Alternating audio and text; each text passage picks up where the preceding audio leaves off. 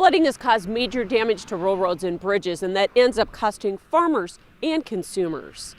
Rural infrastructure has suffered millions of dollars of damage, a cost that falls on townships and counties with strapped budgets. We just don't have the funding to replace all of these bridges at $300,000, $400,000, which a rural short-span bridge can often cost. The Soy Transportation Coalition is testing bridges to identify which ones are safe and developing new repairs to stretch taxpayer dollars. Identifying those innovations for replacing bridges, to getting more resilience to our concrete and our asphalt.